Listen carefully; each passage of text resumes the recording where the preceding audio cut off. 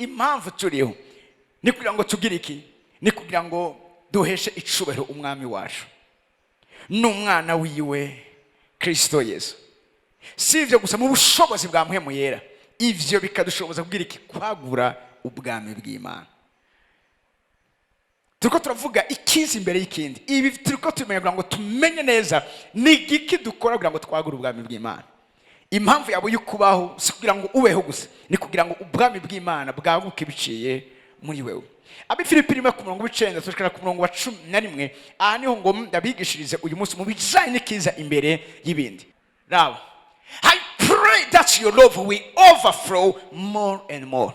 Ndabasengera kugira ngo urukundo rwanyu rugwire gongerekane. Urukundo rwanyu rugwire kandi gongerekane. Iki kiza imbere y'ibindi. Kurukundo ukunda Imana gongerekana muri wewe. Ndabasengera kugira ngo urukundo to overflow ruseseke mu buryo bwinshi cyane bushoboka kugira ngo abantu bagire iki? Bamenye Imana. Murazi urukundo ni igikorwa gikomeye cyane Imana uyu munsi yasutse mu buzima bwacu kugira ngo tweme tukigaragariza abandi. Mu vyihutirwa vy'ibanze biza imbere y'ibintu, nta kintu na kimwe kizokwigera gihagarara gishigikiwe n'Imana kitariko kiragaragaramo urukundo. Ivyo dukora vyose bitariko biragaragaza umutima w'urukundo, turiko turihenda, ntacyo turiko turakora. Avuze ngo isengesho ry'iwanje nuko urukundo rwanyu ruseseka nk'amazi, abantu bagirirwa neza biciye mu rukundo ruko raseseka muri mwebwe. Atavuga ikindi kintu gikomeye ngo and you will keep on growing in knowledge and understanding. Icya kabiri ariko abusinya gikomeye cyane kumta ibindi, havuye urukundo, avuze ngo babandanye gukura mu kumenya, mu bwenge no mu kumenya gose. Nigiki uri kurakora kugira ngo ukure mu bwenge no mu kumenya gose? Nigiki kintu uri kurakora uyu munsi kigushoboza kugira aho uvuye ngo bizana no gutahura ivy'Imana ugere ahandi hantu? Haleluya. Icyo ni karavuga gikomeye kandi vy'ukuri sinkora mutima n'urukundo no gukura. Haleluya. Washaka kugira urukundo mugabo, kura mu kumenya Imana, kura mu guhishurirwa Imana. Mumvise neza iki kirakomeye. Urugezo Imana ikwireka ko rungana n'urugezo ugeza ko mu kuyimenya. Nimba ukeneye ko Imana ikugendera mu buryo bunini bwagutse kandi bukomeye, nuko nawe ugira iki? Waguka mu bijanye no kumenya Imana. Imana izokwigira n'umunsi n'umwe ikwisurira mu kutamenya. Uko urushiriza kuyimenya ni kurushiriza kuyibona. Ndasubiramo, uko urushiriza kuyimenya ni kurushiriza kuyibona. Yobu yavuze ikintu gikomeye, narumvishije ugutwi ivyawe. Kuba yaravyumvise vyatumye abona Imana. Mani masamu, narigishijwe. Rabo wa mugore yaragwaye ubutinyanga, yarafise amakuru y'ibijanye na Yesu. Igitangaza cyo ni cyabaye ko rakakoze kubiyonga bw'impuzu ya Yesu. Igitangaza cyo cyatanguranye no kuba yamenye icyo uwo mugabo ari. Imana yawe yizi gute? Uhitahura mu rugezo rungana gute? Mu bijanye n'ivyimwe nta maji. Ukubona Imana bihagaze kukungene wayimenye. Narumvishije ivyabo ugutwe, ariko uyu munsi ijisho ryanje rirakwiboneye. Riva mu mani majambo ihisurirwa tugira riza kudushoboza kubona Imana iri kirakora mu buzima bwacu. Murazi gituma dushinga intahe? Murazi gituma twigisha ni kugira ngo abantu bakomeze kubona Imana. Hamwe ho hagarika gushinga intahe no kwigisha Imana, abantu ho hagarika kwizera, kuko ukwizera ni gupfa kuremwa gutyo nyene. Ukwizera kugira aho kuvuye, ukwizera kuva mu kumva. Umuntu yatahuye neza, uyo muntu biroshe cyane ko Imana imukorera. Mugabo umuntu ataratahura neza, miso samagira complication. Muri ko muraniva muri kiro kibanze. Hari gihe Imana bikene kugendera ubwoko bwayo, mungegeza gusanga aho yagomba kugenderera ntibayiteguriye. Mu ntara Yesu yavukiyemo, ngo ntashobora kwakora ibimenyetso n'ibitangaza byinshi. Ngo kubera iki? Kubera ukutizera ko abantu baho, kutamwizera ko arubwire banse kumumenya, baramumenyera. Kizire kiziririzwe kumenyera Imana.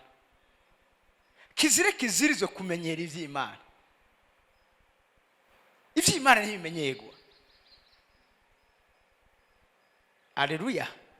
Vyama ari bishasha buri gihe, kandi bifise ubushobozi bwose bukenewe kugira ngo bihindure ubuzima bw'abantu. Matayo 12 turasoma dore kuri 53.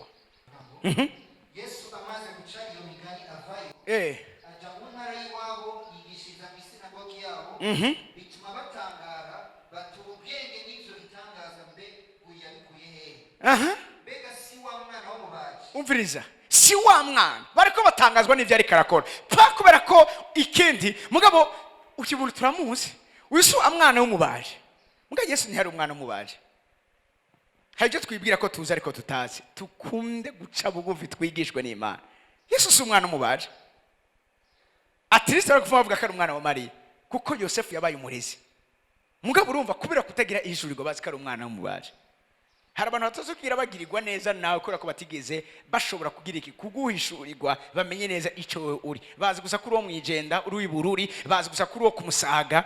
Gatuje so umuhungu wo kumusaga. Ivyo biba inzitizi zituma badashobora kugirirwa neza bivaye no kumenya ikimenyane, familiarity irica royalty. Kumenyera uyu si wa undi wa mwana w'umubaji, the carpenter's son, and we know Mary his mother and his brother James, Joseph, Simon and Judas. Next verse. Raba bashiki biwe ntibari wacu bose, none ivyo vyose yabikuye he? Ukeneye kumenya aho yabikuye canke ukeneye kubihabwa? Next verse. Ivyiwe birabatsitaje. Aha niyo mwasha batangura kugira iki? Utangura kubishaka ku badayimoni. Ngo yagiye kuzimu, yatushije maji, kubera ko turamuzi. Baribwira ko bazi mugabo ntibazi. Haleluya. Haleluya. Iyo babonye bishobose kubikwerekeye abandi vyarabankiye, bacatangura kubona ko ni kiganza ca Satani cyabikoze. Ivyo Satani akora mbega Imana ishaka gukora ibirenze ivyo? Talk to me. Imana ishaka gukora ibirenze ivyo?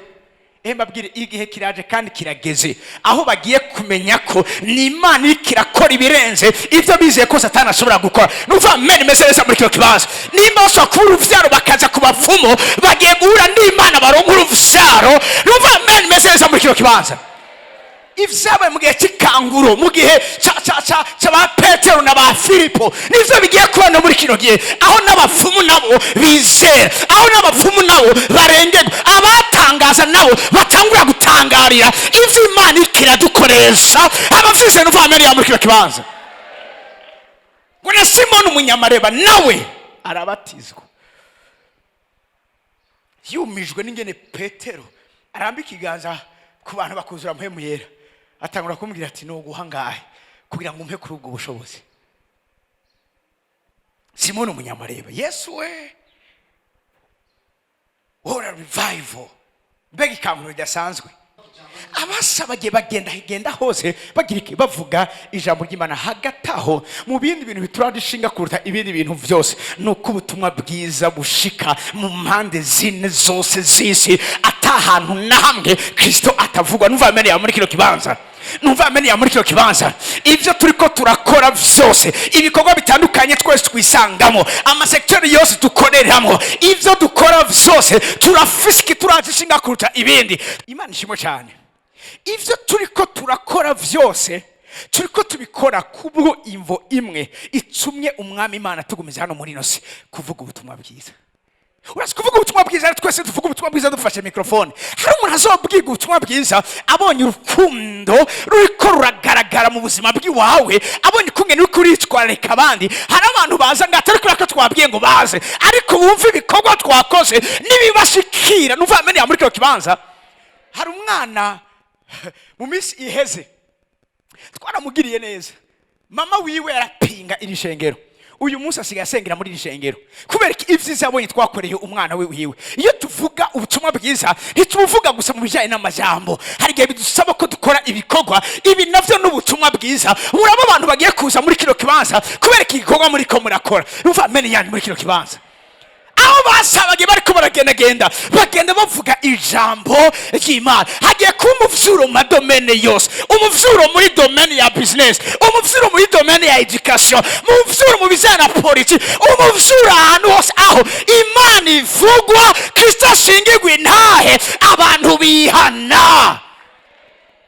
Bose ntitwoshobora guhurira ngaha ku ishengero, bose ntiboshobora gukwiga ngaha, ariko umwe wese ahari numva meni meze neza. Mani maza mwe mwava ngaha ejo muzogenda muri ko murasabagira, tuzozataruka. Hari abazoza mu Kabezi, hari abazogenda ruguru, hari abazogenda hanze, hari abazoza ku masoko, hari abazogenda ahatandukanye. Aho turiko turagenda ubwacu tubivyete bisomeka, ubwacu cikama Bibiliya yambaye imibiri yacu, arivyo bikorwa vyacu. Murabe ingene haba umuviro mu buryo budasanzwe. Haleluya, haleluya. Abantu bose baza ngaha kubera ko twabwiye ubutumwa bwiza. Hari abaza ngaha kubera ko bariko barakurikira inyenyeri zanyu aho mwahuriye. Nanizi ko ndikunda bwira bariko baramva meni mezeza muri iki kibanza. Baravuga ngo twabonye inyenyeri yiwe, hama turayikurikira. Ndasenga Imana ndikuri kino gicano kuko kwanje ku manise hejuru bakurikira inyenyeri zanyu. Twabonye inyenyeri yiwe, abo bari abantu bakomeye. Twabonye inyenyeri yiwe, hama turayikurikira. Abadandaza muri ngaha, abandi badandaza babona inyenyeri zanyu bayikurikire. Abaganga muri ngaha, abandi baganga babona inyenyeri zanyu bazikurikire. Twabonye inyenyeri yiwe, hama turayikurikira. Nico gituma dushitse ngaha. Haleluya. Iri ni ikoraniro ry'ivyaka Imana yashize hano muri nose. Abandi bari konfident kudavuga. Ikoraniro ry'ivyaka. Bivuga ngo yashize ivyaka mu isi kugira biboneshe. Ivyaka Imana yashize mu isi sibijya gusa muri kumabona inyenyeri z'ubukwezi n'ibindi. No, ivyaka harimo abizera. Kuko birivuga ko abizera numva ameni meseza muri kibanza n'umuco w'isi. They are the light of nations. Ni umuco w'isi. Ibisagara byubatswe ku mpinga y'umusozi bidashobora guhishwa. Sinivyo, sinivyo. Ico ari nico turi ngaha muri nosi. Yesu amwita inyenyeri yo mu gaturuturu. Ni inyenyeri nini yo mu gaturuturu. Abamwizeye nabo ni inyenyeri ntoya zo mu gaturuturu. Daniel avuga ngo abashikanye benshi kugoroka bazogira iki? Bazokwakaka nk'inyenyeri. Numva meni inyenyeri ziri muri kino kibanza. Haleluya. Kandi urazo inyenyeri yabwiza kuyongereza umuco. Hari utunyenyeri tutabona, hari n'inyenyeri tubona. Umuco w'inyenyeri yaungana gute? Muso muze munyuze nabigisha ibyanjye nibanga y'inyenyeri. Muri no nta kindi kiro kirahabera. Ni ntambara z'inyenyeri. Kumanuka kwa bamwe no kuja hejuru kw'abandi si kubera ibindi. Ni ntambara z'inyenyeri. Nuva ameni mezenze muri kibanza. Haleluya. Haleluya. Shaka kubyinjiramo cyane. Shaka kubyinjiramo cyane. Abasabwe bagenda bavuga ijambo ry'Imana. Next verse. Filipo aramanuka aja mu gisagara cy'i Samariya abamenyesha ivya Kristo. Next verse. Abantu benshi bashira umutima kuvyo Filipo avuga. Raba bashize hamwe bumvise kandi babonye. Urabona desikiri biri mu ishengero barumva ariko ntibabona. No, ayo ino synchronisation bwiza kuba kumva no kubona. Nifuza mani majambo ivyo bumva bavuga barabibona babikora. Baravuga ko bafasha abagowe bakabibona bariko barafasha abagowe.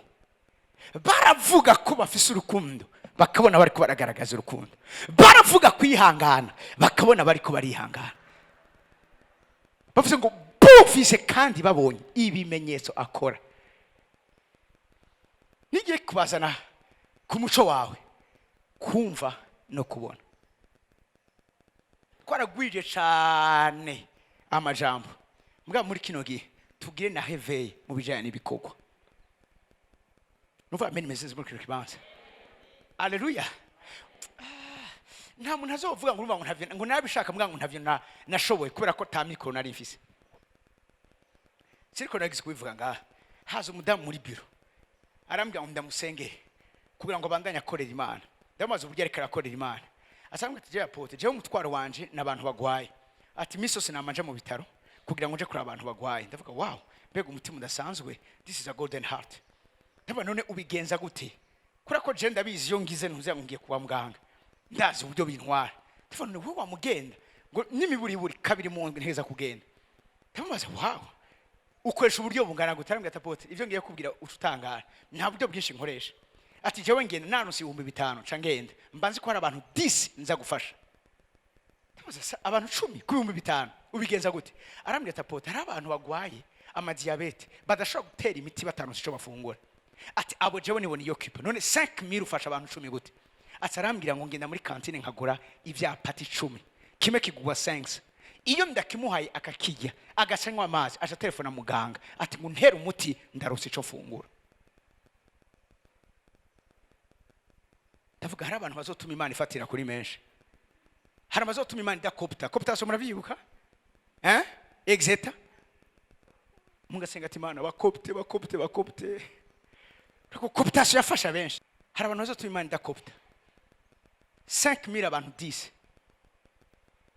par semaine, abantu 20 par mois, abantu bangahe 80 ku mwaka ni bangahe fois 12 960. Muribaza abantu amajana 960 ku muntu umwe. Uyo muntu azokwakaka gute? Bingana gute? Hareka arabadindira miliyoni 5 kugira ngo baje gufasha abantu, hari abarindira ama miliyoni kugira ngo baje gukora ivyiza. Inoti y'amajana 5 iratuma umuntu avugwa. Urambwira ko umuntu azo umuntu asanzwe ngamwe inose, namubwiye nti umviriza ngomba mu partenaire wawe, kandi n'umuntu wese no ngaha n'umuntu wese nzobibwiye ngiye kuhagurusa n'abandi bantu bagushigikira.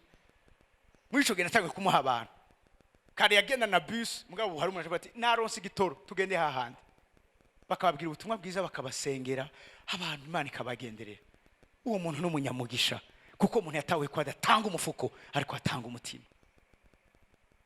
Imana ikeneye bwa mbere na mbere vyinshi, ufise vyinshi mugabo bitarimo umutima ntacyo bivuze ku Mana. Imana ikenera qualité du cœur. Alléluia, alléluia. Bumvise kandi babonye. Eske abantu bakumva barabona? Next verse. Nuko benshi muri bo bari binjiye muri muhemu mbizihumanye zabavamo ziboroga n'amajwi arenga, kandi nabari bamugaye n'abacumbagira benshi barakizwa. Reka vugira ikintu kimwe, intensité y'ibitangaza biri supernatural bikoreka hano mu inose vyinshi bibajene mu nyumvirize neza. Apana n'ingabire ubwa mbere na mbere kubera urukundo. Sindiko muri ko muranyumva ibitangaza bikomeye uyu munsi uravyumva mfise mu bijanye n'igikorwa c'Imana mazemwo imyaka. Vyinshi vyabereye ahantu umviriza. Imana yafashe umutima wanje iwuzuza ikigongwe, iwuzuza impuhwe, impa kugira umutwaro. Aho hantu niho ngenda mbona ibitangaza bikomeye. Alléluia. Turi kumwe. Bumvise kandi babonye benshi barakizwa. Next verse. Haba umunezero mwinshi mwico gisagara. Iyo abantu bariko barakiza imisi yose haba umunezero mwinshi. Mwijuru biba ndanye no ngaha mu inose kumuro nkurikira bacarera bashiramwo indetail y'indukeneye ngo kandi hariho umuntu yitwa Simoni yahora akora ivy'amareba muri ico gisagara. Raba kiro kintu akumiza ubwoko bw'abasamariya akiyita yarabumiza. Avuga ngo yarabumiza kumiza umuntu muravyumva. Yarabumiza abantu bose bagatangara, nawe nyine agace yita agakomeye. Ariko agakomeye ni bwari bwaze. Agakomeye ni kari mu bwami bwa Satani. Mu bwami bwa Satani bafise igitutu. Siko muri ko muranyumva. Agakomeye kari mu bwami bw'Imana. Bwira umuntu arende bati agakomeye kari mu bwami bw'Imana. Ubwo mbereye umuserukizi. Gakomeye kari mu bwami bw'Imana ubwo mbereye umuserukizi. kanyandikira ku kantu ahantu. Wari uzwi umuserukizi w'ubwami bw'Imana, agakomeye kari aho hantu. Nemuse agakomeye kari hehe? Aho hantu. Next verse. Bama bamushize ku mutima bose, uhereye kuborosha ugashiza kubahambaye. Bati uyu umvirize ngene bamwita ngo niwe bwa bushobozi bw'Imana bwitwa ubuhambaye. Umvugene bamuvuga. Next. Ariko icyatuma mushaka umutima ni kubera ko uhereye kera yabumiza. Umva na Bibiliya avuga ngo by'ukuri yarabumiza. Yabumiza n'amareba yiwe. Umvirize rero ku murongo wa 12. Ariko bizeye ubutumwa bwiza Filipo ababwiye bw'ubwami bw'Imana n'ubw'izina rya Yesu Kristo, barabatizwa abagabo n'abagore. Umvirize 13. Bashaka mugaruka ko na Simoni nawe. Muri kwa Simoni yari agahambaye, yaragakomeye, yari akumiza, uravyumva, bamwita ngo ni bwa bushobozi buhambaye bw'Imana, ariko nawe arizera. Ikintu kinangaza n'ukwera ko Filipo ntiyari mu apotre. Filipo yari mu diacre. Uyu agiye kudefia uwo bita ngo n'ubushobozi buhambaye bw'Imana ni mu diacre. Atoza amashikano. Wow, umviriza. Amaze kubatizwa, garuka inyuma. Amaze kubatizwa yamana na Filipo. Abonye ibimenyetso n'ibitangaza bihambaye byakogwa. Nawe agira iki? Yaragize igihe cyo kumiza abantu. Ubu nabo nituhu yiwe yuko nawe agira iki? Yomigwa. Baronse umwanya wabo kuvuga ivyabo. Igihe cyabo cyo kuvuga cyaheze, ubu nawe nituhu yiwawe nawe ugiye gutangura kuvuga. Baba nsi ko bari muri cyo kibanza. Baronse umwanya gukora ivyo bashoboye, umwanya wawo waheze. Umwanya ugezeho n'umwanya wiwacu ko natwe tugira icyo tugize iki icyo dukora. Simoni yaronse umwanya kumiza abantu, ariko kitari igihe cyande cya Filipo agiye kumiza apana abantu, uwumiza abantu. Haleluya. Nawe rumirwa kumura gukurikira. Maze intumwa z'i Yerusalemu zumvise yuko abasamariya bemeje muri Imana, zirukayo ibicocoro Petero nande na Yohana. Nabwiye Filipo ntiyari intumwa, yari mu diakoni. Kumura gukurikira nabo bamanutseyo barabasengera ngo bagire iki? Bahabwe muhemu yera. Umviriza kumura gukurikira. Nuko muhemu kuko muhemu atari bwamanuke ngo aje kuri umwe muri bo, ngo aje no kuri umwe muri bo, bari babatijwe gusa mu izina rya Yesu Kristo. Next. Maze barambika ko ibiganza bahabwa muhemu yera. Umviriza rero, Simoni aragarutse. Simoni nawe abonye yuko abaramiswe ko ibiganza vy'intumwa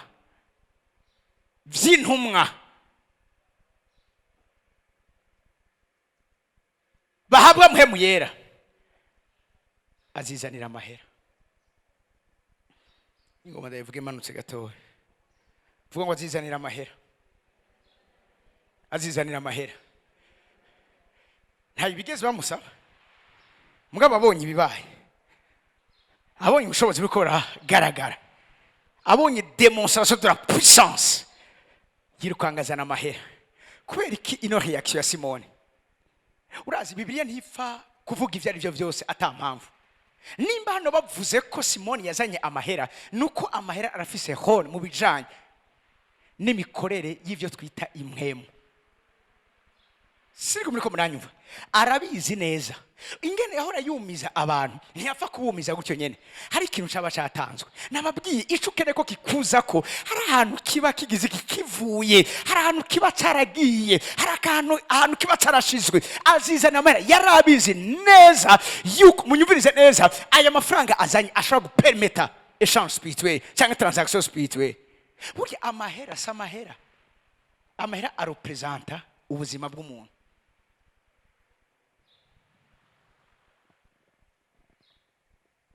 Haleluya. Murabizi ibijanye na yitwa nde? Yeroboamu. Hati mushaka gutwagwa nabo kwa papa 70 canke mwotwagwa numwe wiwanyu. Agenda zana amafaranga 70. Aha abantu bimbura kimaze. Acafata abosubiriye se bose abishira kwibuye rimwe. Au fait igituma yarashoboye kubica niko yako yashoboye gutanga amahera aba represent. siriko muramuraba bamwe bamwe canke kumure muramuvyumva. Umupfumu ntakeneye somu niniya, ashobora kubwira ati genda uzane 100. Ndazi umuntu yaramugaye, mu kumugara hari umupfumu yababwiye ni munzanire amafaranga 800, uyu muntu ndamuvurire asubira atambuke. 800 francs. Si kesu yama si kesu y'amafaranga menshi, ni kesu cico ayo mafaranga arepresenta spirituellement. Siriko muriko muranyumva? Ni medium, ni kiguhuza n'uwo muntu. Siriko murakamva muri kiro kibanza.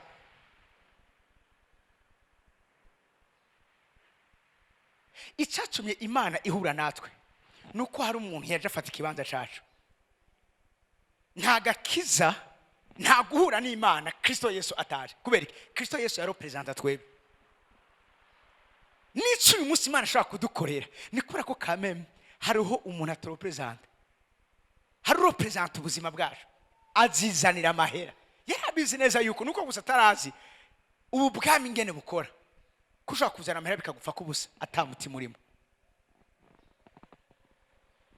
Ariko ubundi imisi yose ebabwire ibikoreka mu isi y'imwemu hari imbarutso, hari kiba cabiteye, hari we change, ariko biza gupemeta eshara. Shaka kuja mujana ekonomi. Ariko ubundi agaciro k'amafaranga kangana n'agaciro k'inzahabu. Ubu munsi muri Zimbabwe ntibatwara amafaranga, ni inzahabu. Parce que inzahabu ufise nizo zerekana ubutunzi ufise. Just ajya amafaranga ni nkuko urazi ko Kro fasha tubabwire bano bantu. Muri banki barashaka kuguha igipapuro kitari k'amafaranga, mweco gipapuro ukakijana ahantu bakaguha ivyo ukeneye. Bavyita gute? Hari ibyo bita garantie de bonne fin. Ikindi? Hariho n'amabondo trésor. Bondo trésor. S'amafaranga ufise mugabo ni gikaratasi muri banki baguha cerekana ko ufise aho ugiye, ayo nayo nyene amafaranga. Futa amafaranga ni convention yabaye. Mugabo ubundi agaciro kazijya mpapuro kangana n'agaciro k'inzahabu. Hari abantu iyo bakeneye kubika amafaranga akabika ibipapuro abika mu nzahabu, aragena akamukorera inzahabu zingana niyo ntuze, hama kayibika muri banki. Ubwo n'ubutunzi bwiwe. Siriko muriko muranyumva? Haleluya. Kuri kibindi ko ndabivuga mumenye ibijanye n'ivyimwe mu kungene bigenda azizanira ntiyara amafaranga. Iki cyari gituma ashobora kwa acceda ku bintu mwazifise. Muga Petero aramubwira ubu nibwo bwami dukorera. Asambwa ati naje ni mu ubwo bushobozi kugira ngo uwo nzorambika ko ibiganza azohabwe muhemu yera.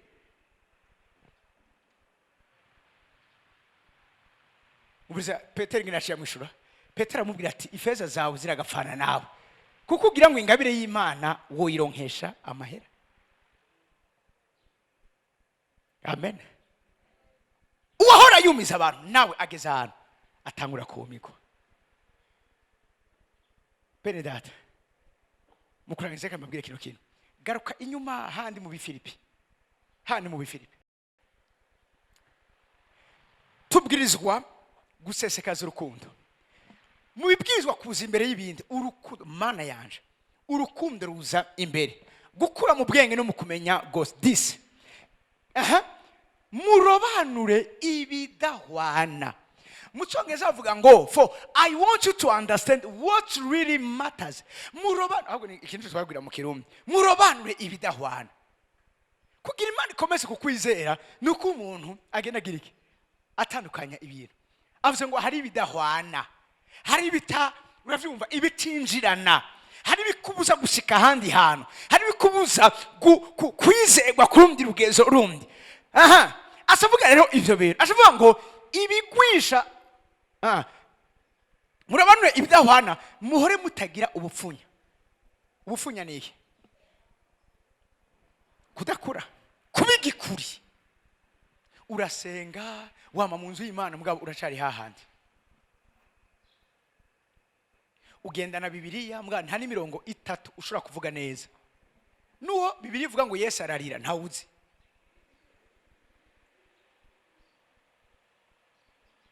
Nababwiye urugezo mugeza ku mubijana no kumenya Imana niko rugezo muzogeza kuyibonako. Haleluya, haleluya, haleluya. Muriko muranyumva? Mutagira ufunya canke ibigwisha gushika ku munsi wa Kristo. Mushobora kuvuga ngo so that you may live pure and blameless lives until the day of Christ's return. Mubeho mutagira iki? Mudafise ibibarega ku Mana. Imitsima yanyu iri pure. Muri blameless, muri nyankamugayo. Muri inverse indi ivuga ngo verse nuze kurikira 11 hashavuga ngo may you always be filled with the fruit of your salvation. Agakiza kakabiza kwami vyamwa, agakiza kabikira kamira ivyamwa abantu ibiye nibihe vyamwa uri kurapota kwera agakiza kiwawe. Muzuye haje navuye imbuto nija muri Nyarwanda, muzuye ivyamwa zo kugoroka zibashwa na Yesu Kristo ngo umuheshe Imana icubahiro. Mucyo cyavuga ngo the righteous character produced in your life by Jesus Christ, for this will bring much glory and praise to God. Ibi nivyo bizotuma Imana yacu igira ishimwa ko tuba ubuzima buri pure, ubuzima burimwo ubunyankamugayo. Uravyumva? Muravyumva? Reka ndageze kuri kino kintu.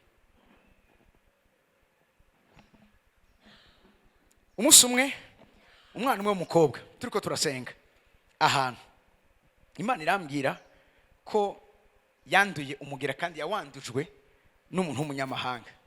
Ndamwegera buke ndamwongorera ndamubwira ngo Imana imbwiye uku nuku. Mugabe Imana yari impaye information gusa. Imana shamwe ati mubwire natandukana n'icitwa icaha inyuma y'imisi 3 yitandukanye ave mu vyarimo après 3 jours banamukijije. Rindira gatoya vyaranze. Imana isuri umuntu mako gene mubwire isonzesha imisi 3 sek ndamukize ngo ku munsi wa kabiri vyananiye. N'uyu munsi tuvugana cagwaye ageze kugira amahiyaje sazarambwa ngo ngo bizoca bigenda gute ibiki kureka soja kwipimisha. None bose nakubwiye ivyo Imana yambwiye ngo ntakundi ko Imana yobigenza ico kirakunaniye. Twigisha dukora ivyo Imana ishaka. Hari igihe ivyaha vyacu bishobora kubuza Imana ahisha kugira ngo igenderere ihindura amateka y'ubuzima bwacu. Cyose muhuri kuranyumva urazi ko urumva ngo Imana ngo hezege ibyo ndiko ndakora fine ariko uri clean.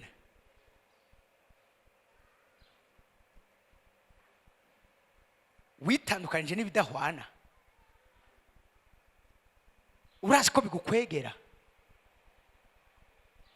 urazi ko bigutsindisha. Ingo ngaho urogera Imana uzenzo gutiza urufunguruzo ugara hano hose uzuborogera Imana timana nkuramo kino kintu mbohora kuri kino kintu ikiri biza guma gifatanye nanje. Urabuko Imana tazobikora mugakora ko abantu atarico kiza imbere babifata ibisanzwe mugayikabicira byinshi. Imana ibahezege magwe ku makuru yanyu dushima Imana.